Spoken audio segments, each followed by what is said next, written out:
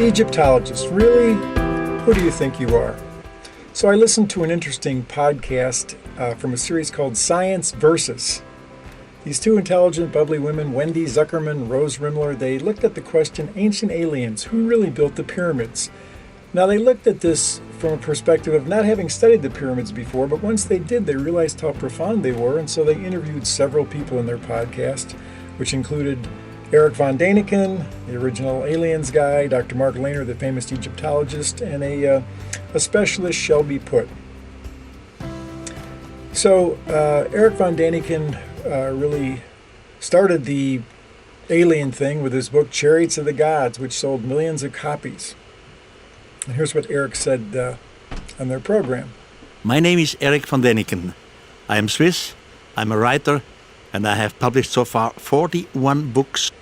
And then Dr. Mark Lehner is the famous Egyptologist who found the barracks where the builders of the Great Pyramid lived, the breweries where their beer was made that they drank, the bakeries where the bread was made. I talked with Dr. Lehner at the Mina House Hotel right in the shadow of the Great Pyramid. So here's one of the things Mark said in this podcast. Archaeological information is kind of like a homicide detective. You know, there's bloody socks on the floor, there's muddy tracks going. You have to infer what happened. Okay, so the essence of the podcast was because these ladies realized what a profound thing the pyramid was, maybe it was built by aliens, so they interviewed Eric von Daniken. And then the last interviews were with Dr. Mark Lehner, where he says, of course, science shows that this could have been built by ancient Egyptians, and you don't need to go to aliens. So they went back to Eric von Daniken and said, hey, Mark Lehner is a scientist, shows that the ancient Egyptians built it, but of course von Daniken is not buying it. And so the ladies basically sided with Dr. Mark Lehner. We'll talk about Shelby Putt in a second. So remember, one of the things that Lehner said was that you must infer. If you're an explorative, archaeologist, you have to infer. So the hieroglyphics, for instance, that are pictured here, to interpret them, sometimes you have to infer. Sometimes a character can be used as a sound, sometimes to represent a word, but sometimes it's a determinative to talk about what a general group of symbols means. And sometimes Egyptologists disagree over the inferences that can be drawn from the hieroglyphs. So, Dr. Dunn, Chris Dunn, says that you can infer from some high piece of technology like this that how it was manufactured. Now, I manufactured this as a thing I use so I can have my phone near my desk, but you could look at mouse, how is that manufactured? You could take a pen and you could infer from that how it was manufactured, and that's what an engineer does. So, Dr. Lehner, you've got to infer. So I was talking to a University of Chicago Egyptologist a week ago. I told him I was going to be interviewing Chris Dunn, and of course Chris is the guy that looks at the technology of ancient Egypt and says, there's some missing pieces for what they needed to manufacture these things, because he's the guy that can look at something and tell what it needed to be manufactured. Well, my Egyptologist contact, who is a good teacher, a good scholar, a reasonable person, one who's ready to think outside the box, he just wouldn't accept the idea out of hand that an engineer could trump an Egyptologist. And I thought, man, so what does it take to be an Egyptologist? So I look online. If you're interested in spending the 8 or 10 years to become an Egyptologist, it talks about the things you need to study on this page. So you can obviously language. They suggest, German and a couple other languages, French. Study art. Study, obviously, archaeology. Study science. Study the humanities, it says. Study writing and research. Study religion. Study literature. But notice it doesn't say anywhere to become an engineer. So how many engineers become Egyptologists? I would get the idea almost none, because you're so close to the idea of when an actual engineer tells you something that doesn't fit the things you have as an Egyptologist, you don't accept it. But becoming an Egyptologist is not omniscience. You need to show the same scientific method to someone that comes from outside your discipline, an engineer, as you would anyone else.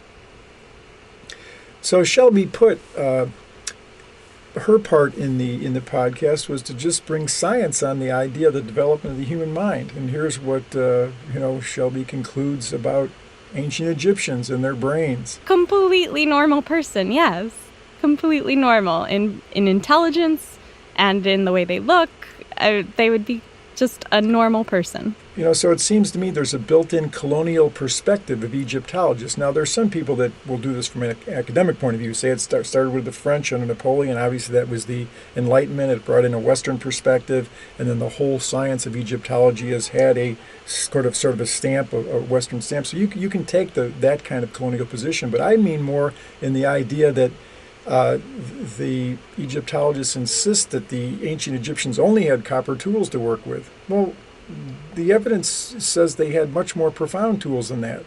That's what an engineer says anyway. But no, we want to keep them, this colonial perspective, we want to keep them with only copper tools because, that's what we say. So Dr. Lehner has made some YouTube videos that try and show that, okay, we realize copper tools probably couldn't cut it. So instead, we slide it. Forwards in a nice, steady motion. You don't want to lift it up and get those grains in there? No, they'll work themselves. Okay, so they show that a copper saw could cut into granite. Okay, great. Straight lines, you can do it.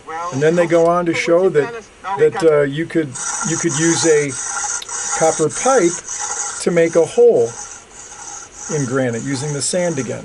Okay, so we get that, but Mark, Dr. Lehner, that doesn't describe the more advanced things we find. Sure, you can cut granite straight, but let's just take a couple things. At Abu Awash, the northernmost pyramid of the 100 or so in Egypt there, Chris Dunn found this curved piece of granite. So an engineer, he looks at this curved granite, and he says, to mill that, you'd have to have a saw about the size pictured there. He actually calculated the size the saw would have to be to put that kind of a curved arc into granite.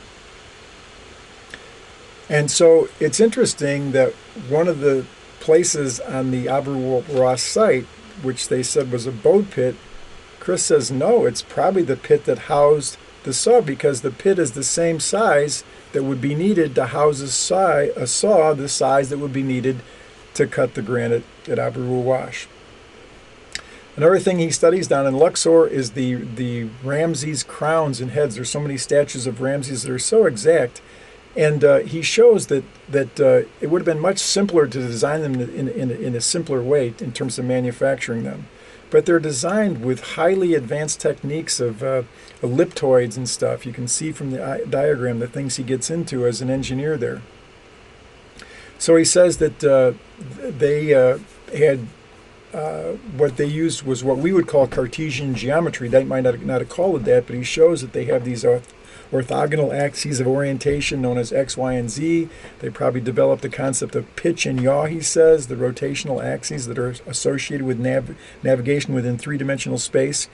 So why even conceive, why did engineers, the ancient Egyptians, would even conceive of a Ramses crown like is pictured here if there were no tools to make them? They required advanced design. So as I said, some of the boat pits that Egyptians think are boat pits, they probably were, but some of them probably housed the saws.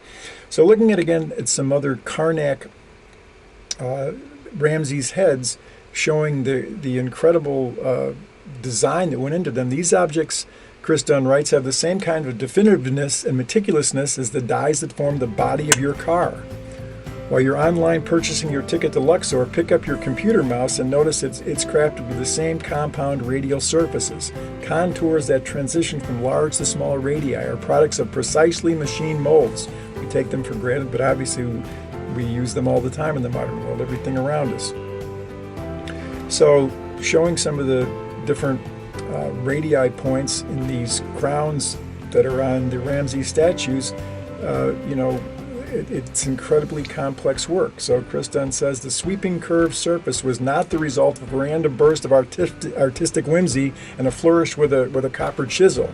It was a decidedly disciplined, orderly application of a design with tools that have not yet been found in the archaeological record. So that's what the engineer says. So, which inference do you go with? The Egyptologists who say that we don't find the advanced tools, so inference, they don't exist. The Egyptians must have done it with the tools at their disposal. Or you can go with Chris Dunn, the engineer Chris Dunn, who infers advanced technology was needed to achieve the art and structures that exist in actuality in ancient Egypt. So, Egyptologists, who do you think you are?